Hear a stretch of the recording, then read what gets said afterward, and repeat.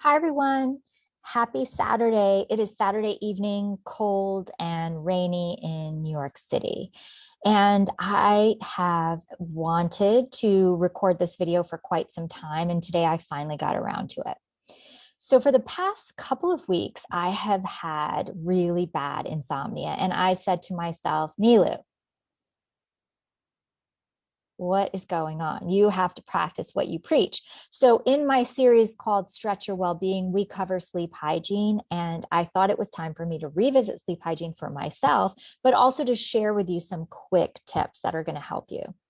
So, these tips are a combination of Eastern and Western approaches that I have collected over the years. And so, in 2012, what happened was I had debilitating insomnia, like debilitating insomnia. I had a corporate job, a very good title, very good health insurance, and a lot of stress. So I ended up at the sleep clinic in Manhattan and worked closely with a doctor named Dr. Lund. And he also gave me some tips. And I asked if it was okay if I shared these tips with people and my work. And he said, absolutely. So I took research from him. I also incorporated research from Dr. Matthew Walker, who's a sleep doctor, and infused concepts of Ayurveda, which is an Eastern approach to sleep hygiene. So I'm going to give you 5 quick tips that are really easy to remember. And under the video, I'm going to include a link to my blog that has 10 tips that are more thorough. But these 5, if you're having any issues sleeping or the quality of your sleep is not good or not great, you might want to just experiment with these 5 things and see how it all unfolds for you. So the 5 tips. Number 5.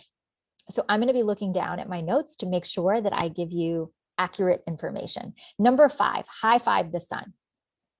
You want to wake up with the sun. And not only do you want to wake up with the sun, you want to have at least 15 minutes of direct exposure to sunlight. And Ayurveda says that the reason for that is because when we have direct exposure to sunlight, it shuts off the melatonin production in our body. So number 5, high five the sun. Number 4, no exercise 4 hours before bedtime. Our bodies fall and stay asleep when our temperature is on the lower end. We want our room to be ideally 67 or 68 degrees Fahrenheit. If you work out too closely to bedtime, your body temperature will be raised and it'll be harder to fall asleep. So number 4, no exercise 4 hours before bedtime.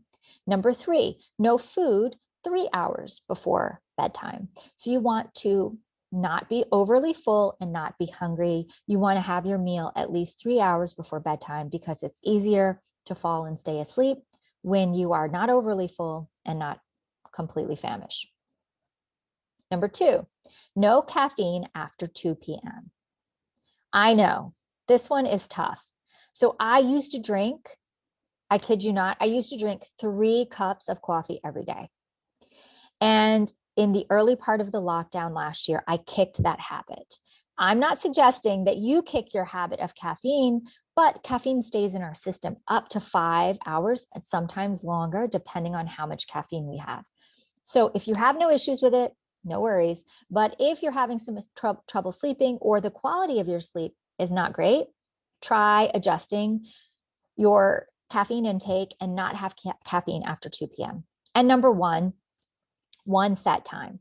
So Dr. Matthew Walker coined a term called social jet lag. And he said that on the weekends, when we stay up to or before COVID, when we would go out to dinner with our friends, we might be out and we might go to bed 2 to 3 hours later than during the week. That's equivalent to taking a flight from New York to San Francisco every weekend.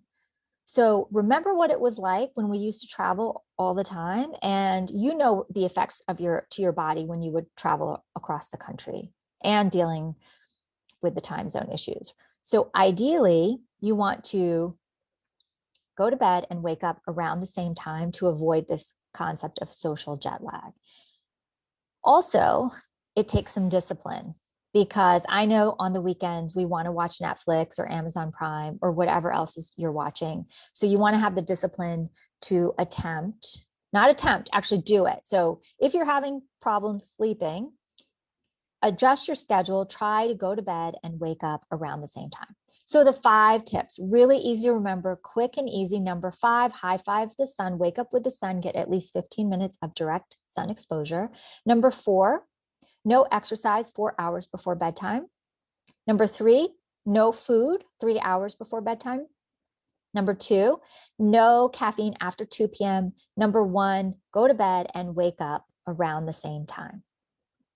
I will include a link under the video of a blog that I did that has 10 tips that are, again, a hybrid of Eastern and Western approaches. That list is much more thorough, but these 5 tips will absolutely help to improve the quality of your sleep. So I hope this is helpful to you. I wish you a very restorative night's sleep. Take good care.